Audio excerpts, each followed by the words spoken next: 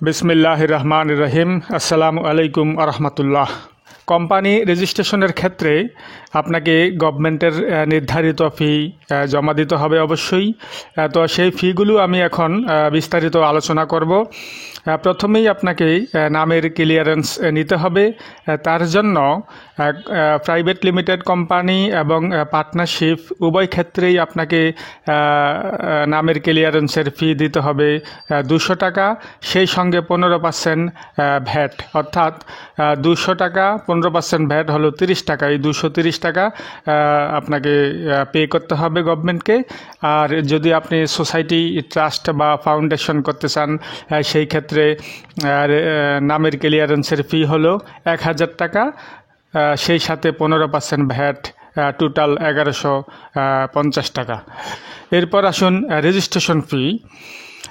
Limited company রেজিস্ট্রেশনের জন্য আপনার ব্যবসার ধরন এর উপর অনেকটা নির্ভর করে আপনি অথরাইজ ক্যাপিটাল কত দেবেন, এবং সেই অথরাইজ ক্যাপিটালের উপরই আপনাকে সরকারের নির্ধারিত ফি সরকারকে পরিশোধ করতে হবে।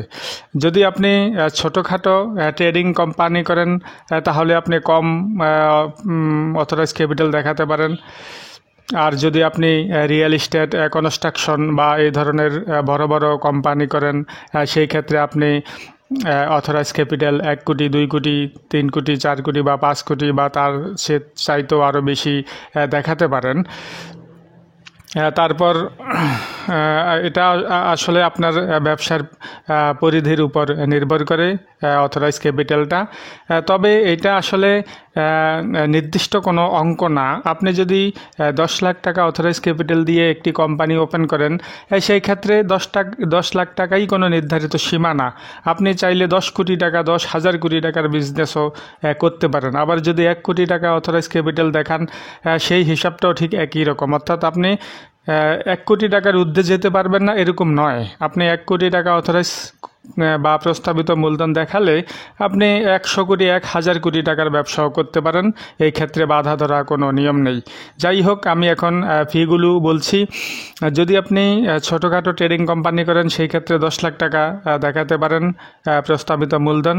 10 লাখ টাকার ফি আসবে 15% ভ্যাট সহ 6,933 টাকা।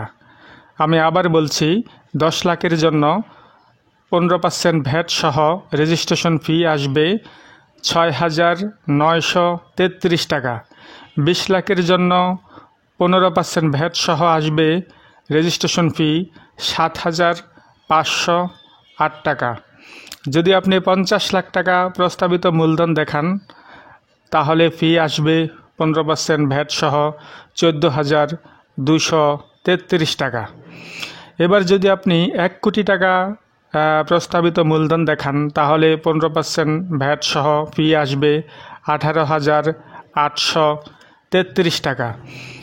এই 1 কোটির ফি 18,833 টাকা, এবং পরবর্তী প্রতি কোটির জন্য আপনাকে যোগ করতে হবে 9,200 টাকা করে। অর্থাৎ 1 কোটির ফি যদি 18,833 টাকা হয়, তাহলে 2 কোটির ফি আসবে 18,833 প্লাস 9,200 সমান 28,033 টাকা। অর্থাৎ 2 কোটির ফি আসবে 28,033 টাকা। এইভাবে পরবর্তী প্রতি কোটির জন্য আপনাকে 9,200 টাকা করে যোগ করে যেতে হবে। আচ্ছা, এখন আমি আসছি পার্টনারশিপের বেলায়। পার্টনারশিপ ফার্মের নামের ক্লিয়ারেন্সের কথা আগেই বলেছি। 15% ভ্যাট সহ 230 টাকা, আর রেজিস্ট্রেশন ফি হলো 1,610 টাকা 15% ভ্যাট সহ। এটা হলো পার্টনারশিপের রেজিস্ট্রেশন ফি 1,610 টাকা। আর যদি আপনি লিমিট করেন,